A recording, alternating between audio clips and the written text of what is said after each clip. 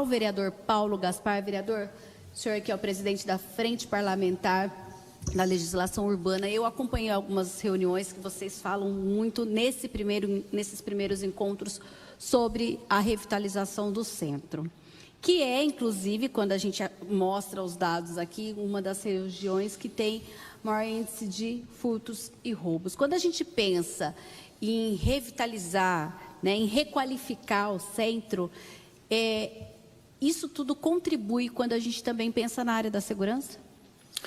Boa tarde, Mirna. Boa tarde, Dr. Márcio. E boa tarde a todos que nos assistem. Realmente, o centro de Campinas é a pauta do momento.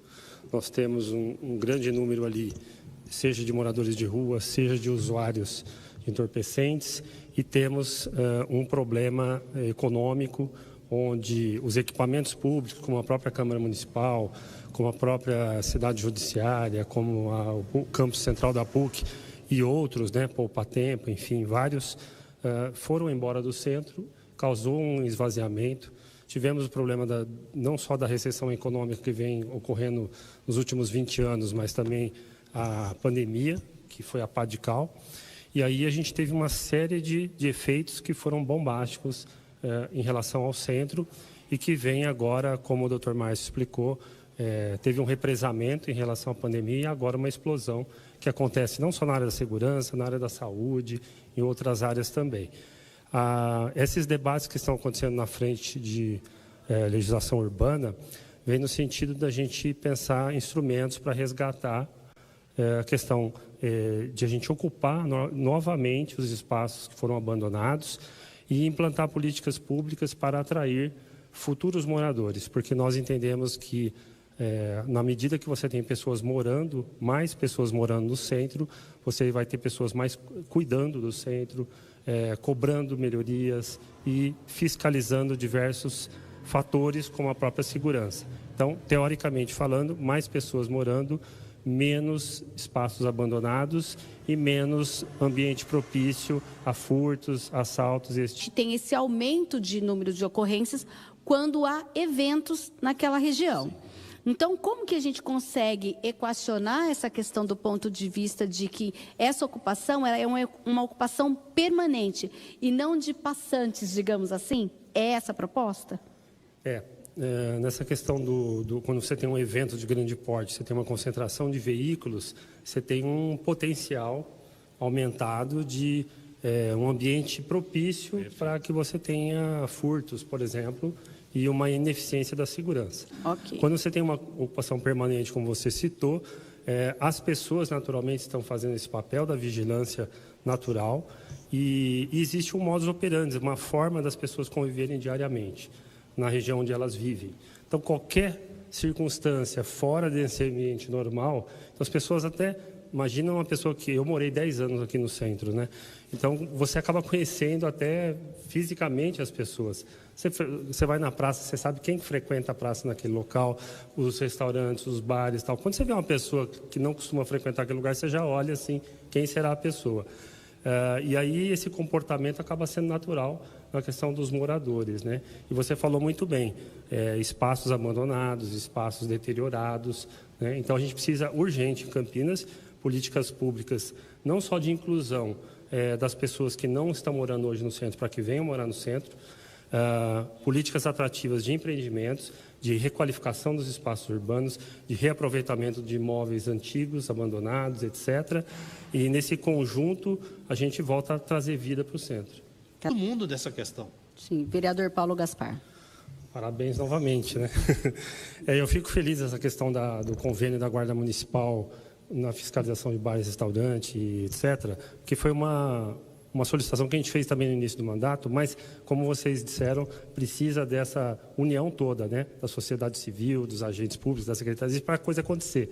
Então, com certeza, você teve também essa ideia, o Major, muito antes de mim, em outras épocas, mas até se efetivar qualquer uma dessas mudanças... É a união realmente, de todo mundo, né? Demora um tempo, infelizmente, mas chega uma hora que, né?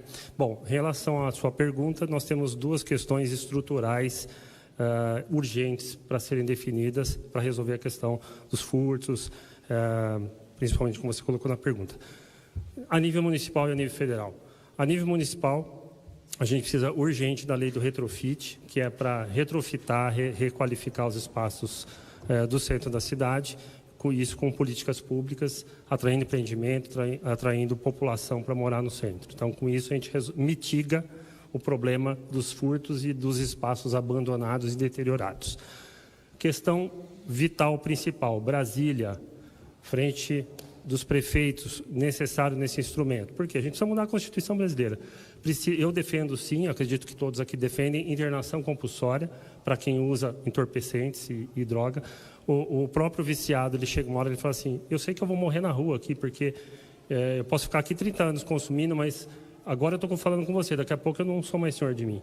Então, nem ele é mais dono dele. Então, se nós continuarmos fechando os olhos para essa questão e deixar a ideologia tomar conta do Ministério Público, da Justiça Brasileira, da Câmara dos Deputados, etc., nós vamos ter Cracolândia se multiplicando no Brasil todo, né? Então, isso é fundamental, mudança da Constituição brasileira e mudança do Código Penal também. Não adianta o major, a polícia lá toda hora prender e daqui 2 horas o cara está de novo na rua praticando furto com a maior cara de pau e sabendo que não vai acontecer nada.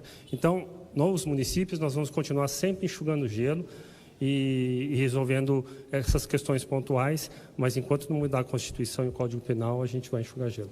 Em Campinas como um todo, o senhor acredita que, por exemplo, algo que tem um custo, mas é um tanto para nós que somos leigos, parece simples, uma câmera num ponto de ônibus, de que forma isso poderia ajudar, por exemplo, quando a gente pensa na segurança daqueles que vão passar por ali?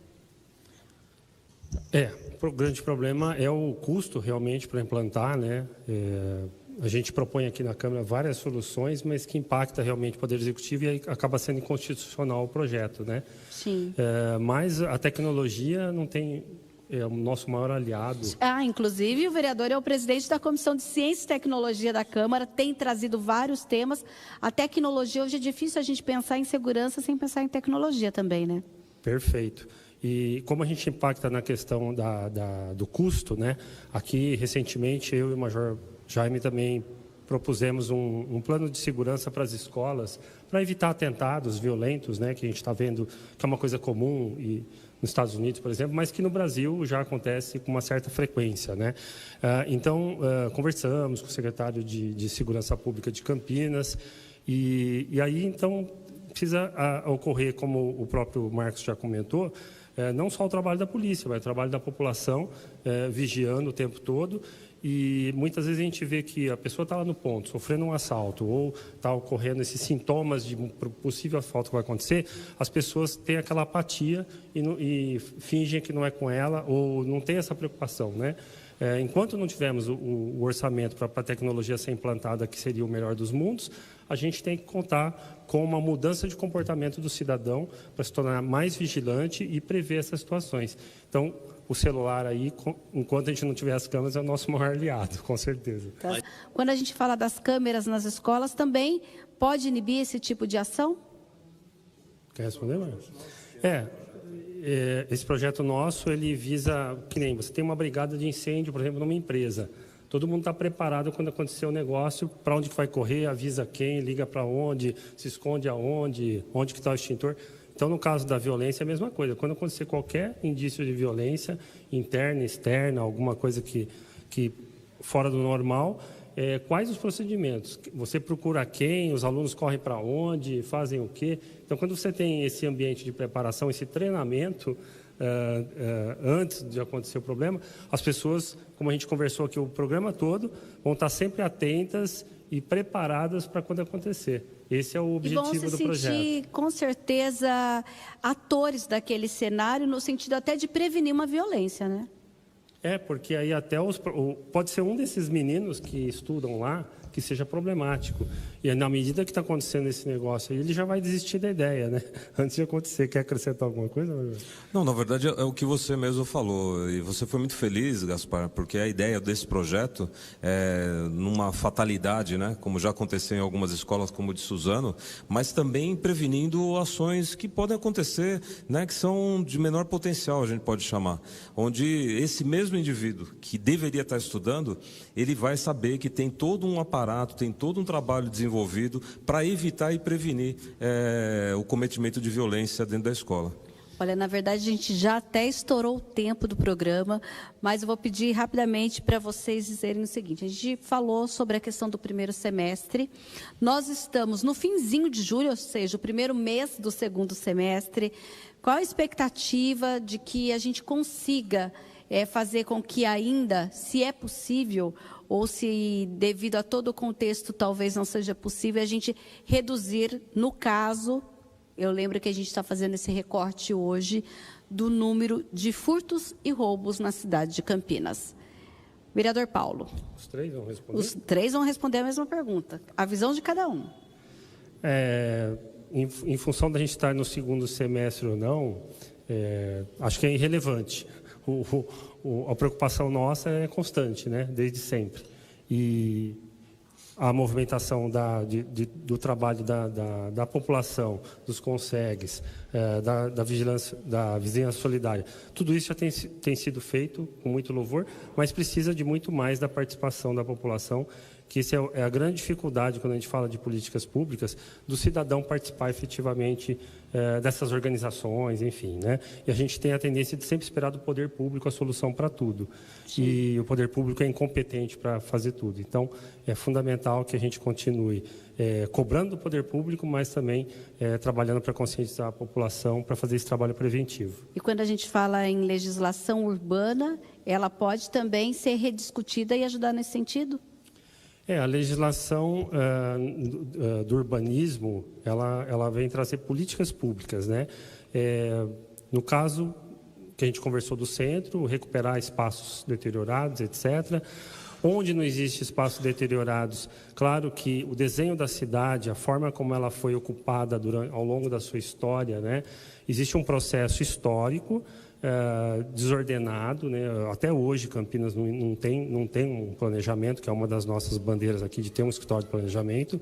A Secretaria de Planejamento não tem a competência para planejar a cidade no longo prazo, ela lida com problemas de curto prazo, e a gente tem que mitigar agora esses problemas que vêm desde a história de Campinas, lá de 1700, né? Que é bem nevrálgico o problema.